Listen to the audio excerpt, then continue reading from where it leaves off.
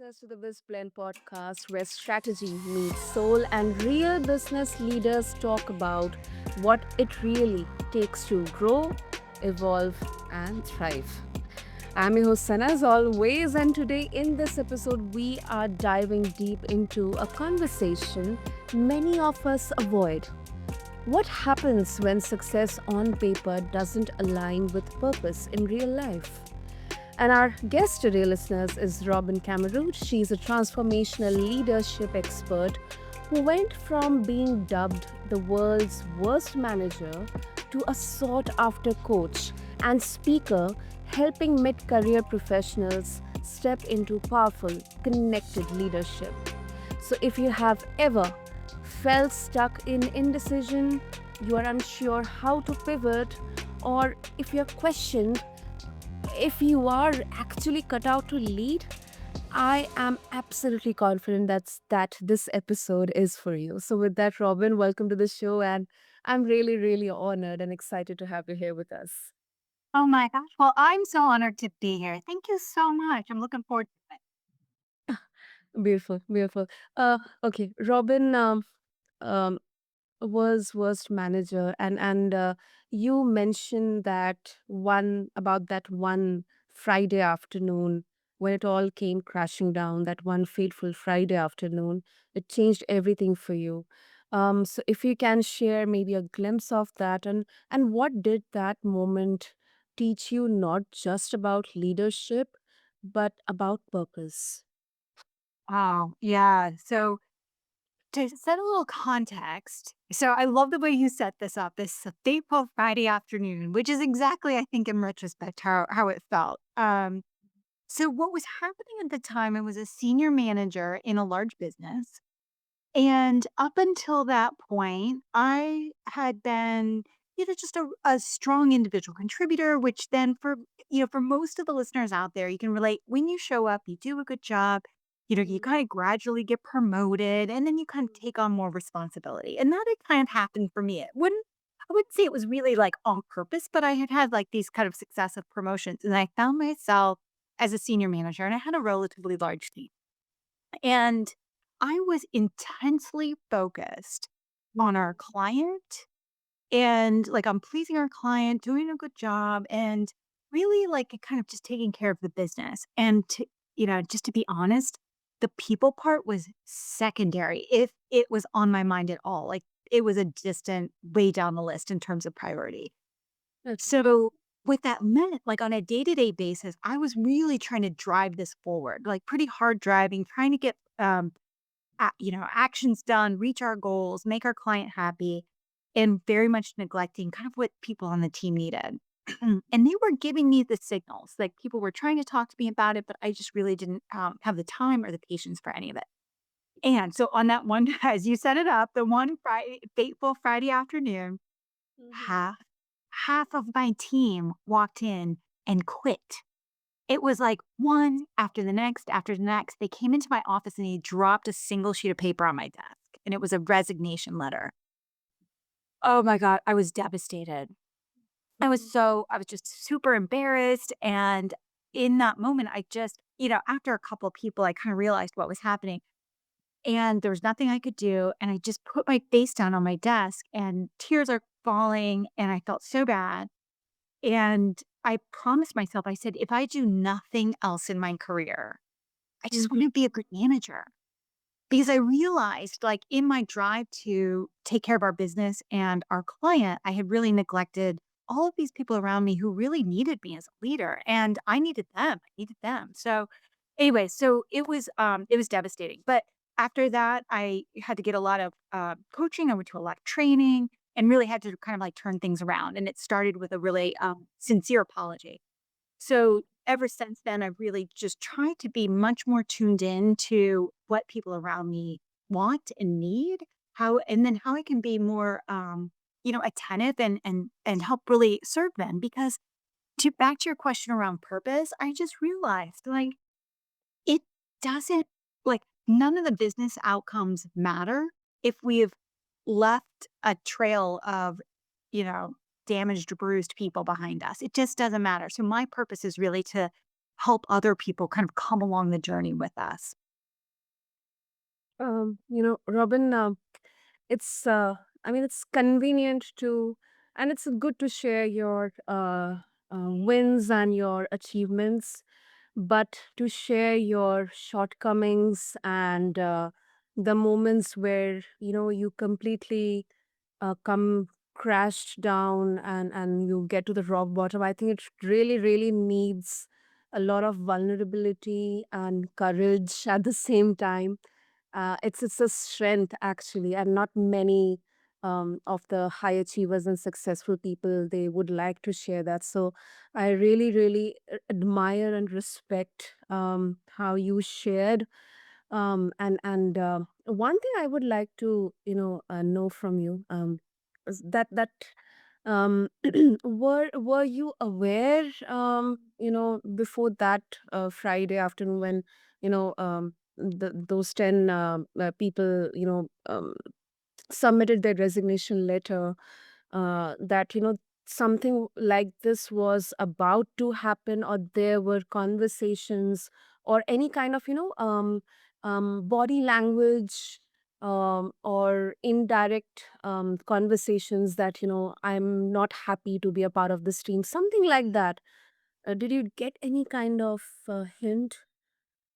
Yeah, yeah, I think it's a great question, and so for people out there, I mean, I think because probably what you're tuned into is what are some of the signals that leaders might be on the lookout for, so that they could kind of get ahead of this and maybe like avoid this happening for you, because because the business reality of when half of your team quits, we we lost profits, we lost progress, and it had a very real financial setback in our business. So that was real. And that we had to rebuild. So if you now for me, now I feel kind of motivated by the fact that I do want to feel more connected and in service of those people that I work with.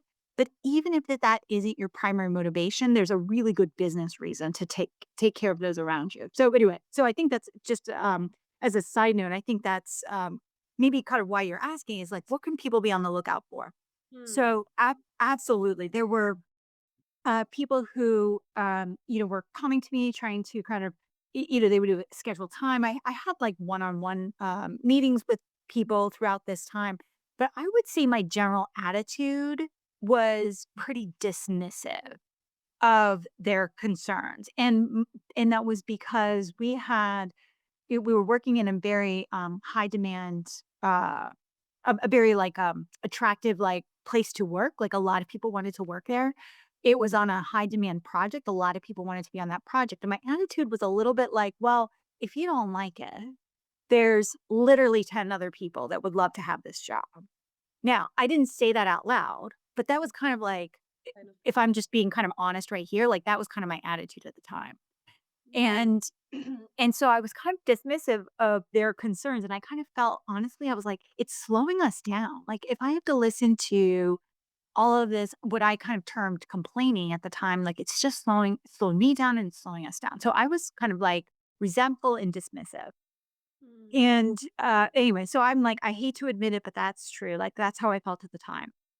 And because I was in that state of mind, like, I couldn't really hear them. I couldn't really appreciate what they were trying to tell me, so I just ignored it, and that's what kinda led to this kind of, like, dramatic scene where had I just been paying more attention or kind of listening a little bit better, I could have, stopped some of it before it got to that point.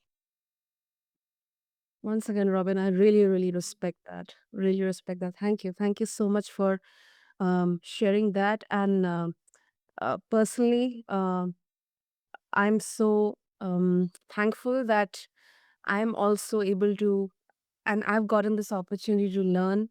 And same for listeners as well, especially those who are managers or who are about to be managing people, leading teams, leading companies, creating startups and companies. So, thank you so so much for sharing that.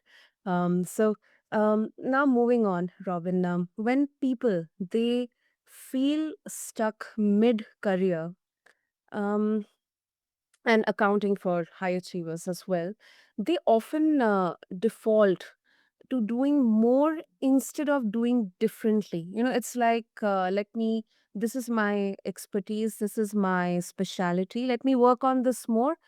I keep on doing good in this, somebody will notice, and I'll kind of get rewarded for that. How do you help leaders shift from this motion to meaningful movement, like a mindful movement? Yeah, yeah, I think there's kind of like two parts to your question. So maybe I kind of like break it up a little bit. So one is that I think you're right. I think we get, feedback early in our career that we're kind of good at something or a set of skills. And it feels really good to focus on doing those things that we know we're effective at. So that makes a lot of sense. But I think part of your question is around like if you just kind of like keep doing the same things, you're likely to keep getting the same result. And meanwhile, like our businesses are changing, like the economy's changing, all this stuff is changing around us. And it's really on us to keep your head up and kind of stay focused on how you're evolving your skills and the way you work to continue having the kind of impact that you want. And so I totally agree. I think that's like just super important is always be scanning.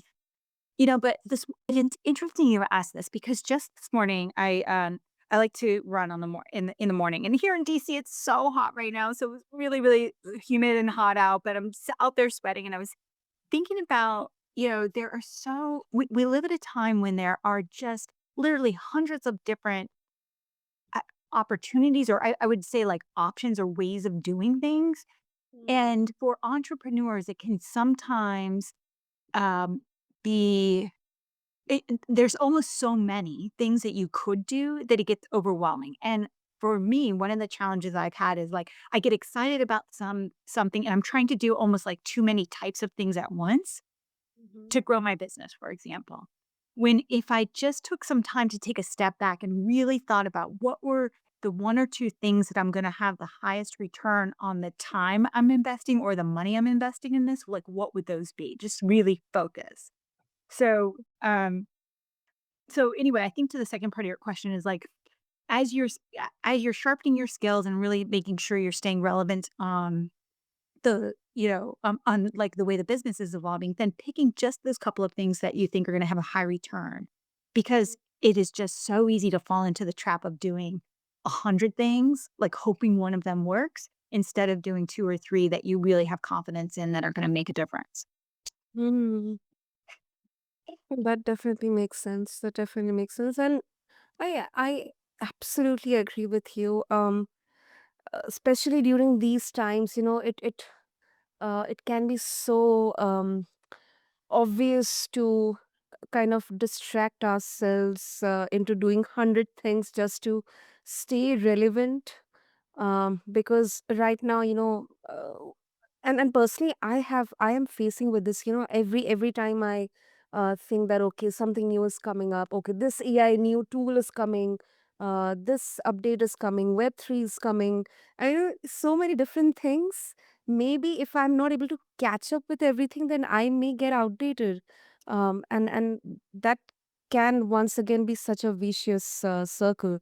And this is so important, especially for founders and entrepreneurs. Yeah, because we all have limited time, and kind of like in kind of the limited mental capacity to like really keep up with all of this. But it can be, I mean, to your point, I think it can feel, especially as you kind of go into midlife or mid career, excuse me, when you feel like, okay, you have this basic experience that you're pulling from that's really a valuable asset to whatever organization or whatever client you have. That's wonderful. But, like, looking forward, some a lot of the clients I feel with almost work with almost feel like the clock is ticking in a way. Not, like, immediately, but, like, if it's 15 to 20 years out, like, when you think you might wanna retire, Mhm. there can be some pressure built up at that point to say, like, "Oh, if I'm gonna do something meaningful or with purpose, like, I gotta start now." Like, this Mhm. and they kind of put some time pressure on themselves, which I totally understand. I very much relate to that. And so that's really what I try to help people do is like if you're feeling like you want to have a career with impact, however you define that. There's not just one definition for that. But if you want to have a career that has that kind of impact, then, really trying to like focus in on kind of like what that means to you. So getting very clear definition around it, picking those couple of things that are going to have that high return on investment, and then getting into action. Because back to your like original question, I think just indecision and swirl and kind of like, oh, maybe I'm going to think about it a little bit more is what delays us from ultimately having that kind of impact that we all crave. True, true. I agree. And Robin, you work with a lot of clients who are navigating career reinvention. So right now, what kind of, what are the most common roadblocks you are seeing people face, when they are moving from indecision into action? They are prepared, they are ready, but something is blocking them for from taking that first step, that first, action. Yeah. Well, I'll tell you this, and then I would love your reaction because I the single biggest thing that we bump into, and I think it's all of us, is this belief that there is a right decision. Oh, yeah. And because we're all conditioned, of course, like we're, like that's the way we're like whatever culture you come from, like of course you think like there's right and there's wrong decisions. Yeah. And that belief, just that one thing, is what keeps so many of us stuck because nobody wants to make a wrong decision. You don't want to like waste your time, your money, your status, nobody wants to do that. So, in this desire to kind of find whatever the right decision is, we just swirl. We spend a lot of time, we're in scenarios, we need more data, we need to think about it more, blah, blah, blah, blah, blah, all this stuff. So, if and I tell people this and they kind of like nod politely, but I don't I don't know that people really believe me. But this is my core thing. There are no wrong decisions. When it comes to your career and figuring out that next step, the only thing is the only bad decision is not making a decision at all because what we gain in just picking anything is you get feedback, you get data that then informs like, huh, did I like this? Did I not like this? Oh, I liked it. Okay, great. And I was kind of good at it. Okay, let me do more of that thing. And you move towards it. We don't like when we're in indecision and we're just kind of like waiting, we're not getting any of that information. And so it's just really kind of delaying that kind of feedback that we need to be able to move forward. You know what? I totally, totally agree with you. Totally agree. And this is something I've also faced a lot, especially in the last 2, 3 years before I got into podcasting.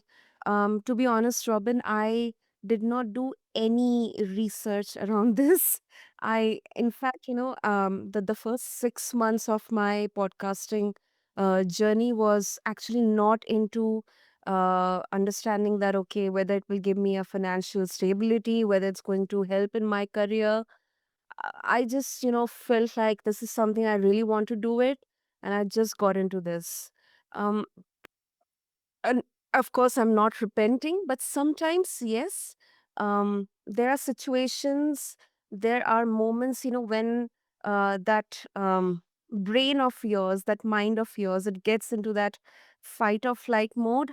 And it kind of, once again, because it is biologically built to protect us. So that's when, you get into that. Thinking zone, that whether I took a wrong decision or I took a right decision. So, in those moments, Robin, how do you advise someone who is now embarked on upon that path of, transition or pivoting to kind of, compose themselves so that they do not get that anxiety and fear that, oh my goodness, this is something I was not supposed to do. And they are kind of, having that kind of, anxiety in themselves. Yeah. I love this question. And first of all, I just want to say, I I love that story about you just wanting to do a podcast and jumping in, that's the perfect example. And I would, and my, so my question to you would be like, just like, once you started, you kind of learned as you went, right? And there's probably like, you figured some things out. You do things maybe differently now than maybe when you first started, but you did it. Yeah. Yeah, which is pretty amazing. Like, but imagine if you, like, had kind of gotten in your head, like, "Well, what's my topic gonna be? And, like, really, who am I gonna and then how am I gonna market it? And blah, blah, blah, blah, blah." Like, if you kind of, like, got in that place, like, it could be 6 months and, like, you wouldn't have had any of these episodes. Like, so just the fact that you took the leap, you said, "I'm just gonna figure it out as I go."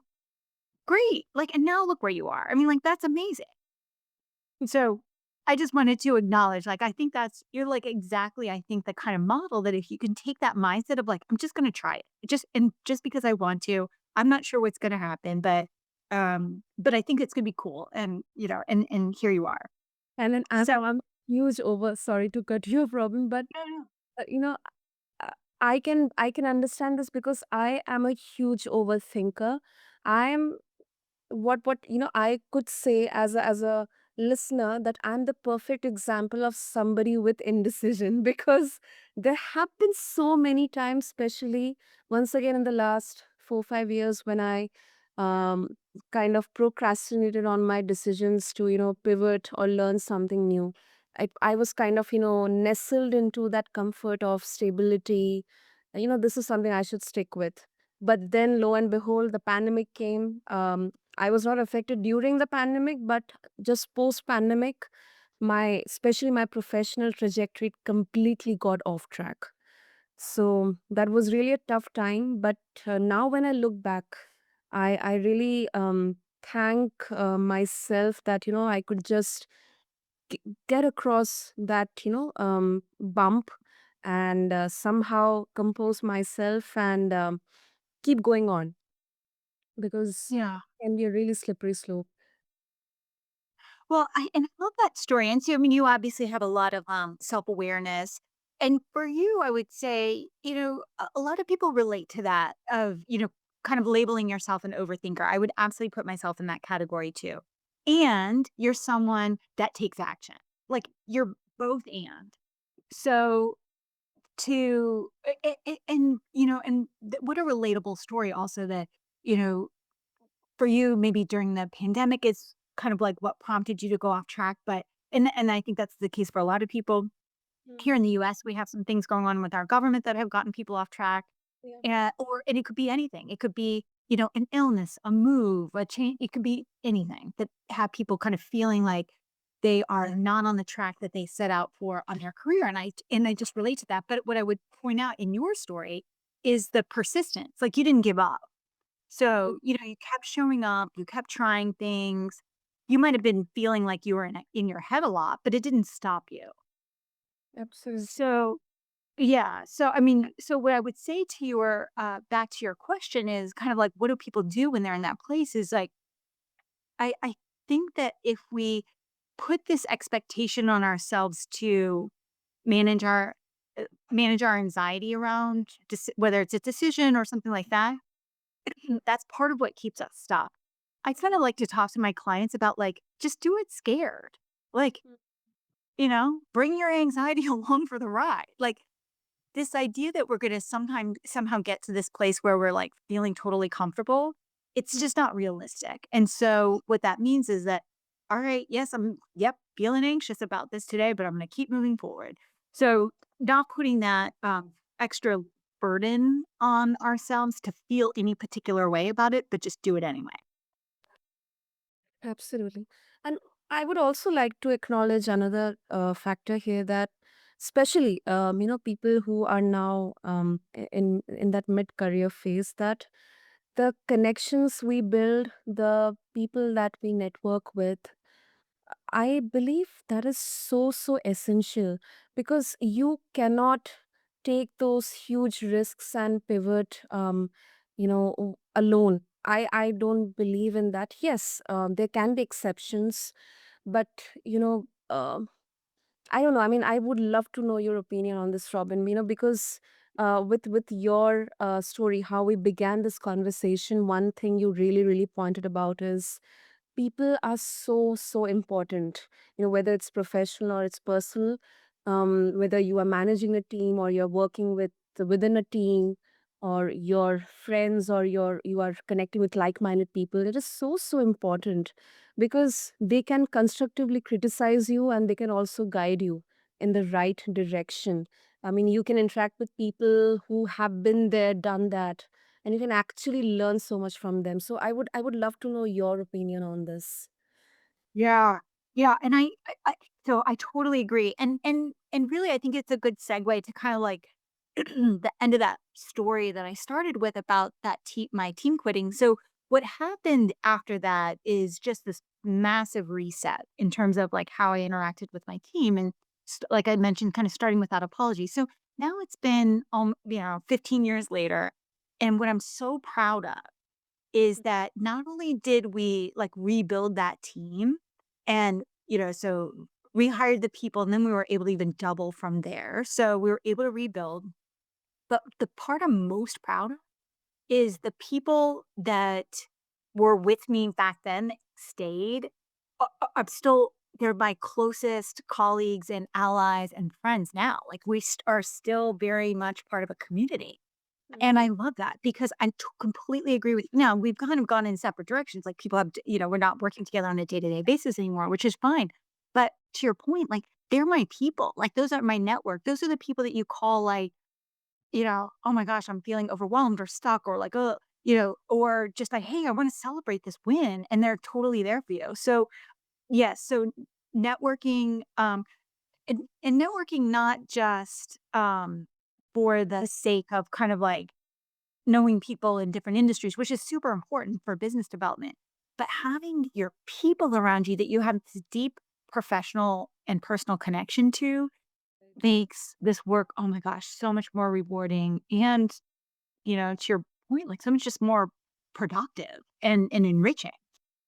Absolutely. I couldn't agree more with you. Oh, wow.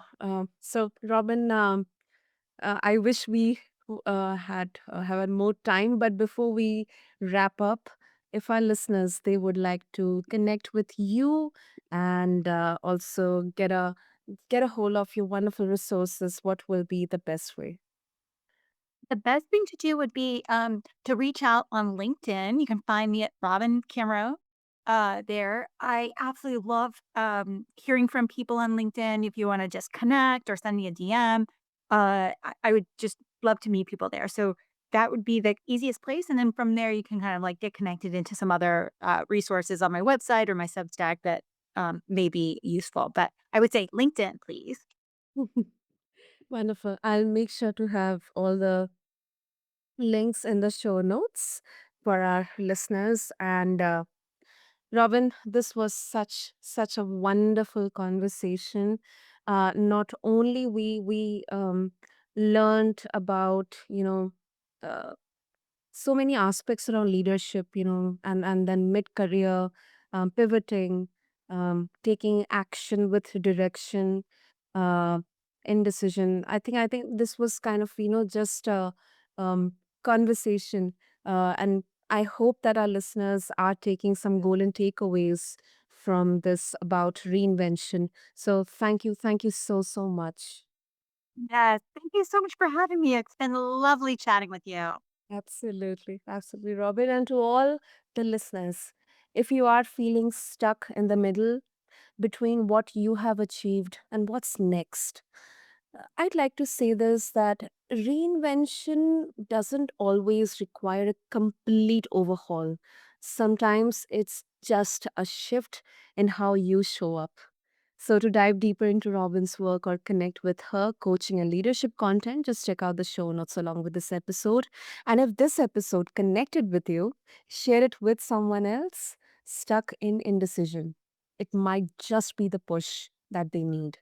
Until next time, keep blending bold ideas with heart led leadership. This is BizBlend, and I'm your host, Sana, signing off. Thank you.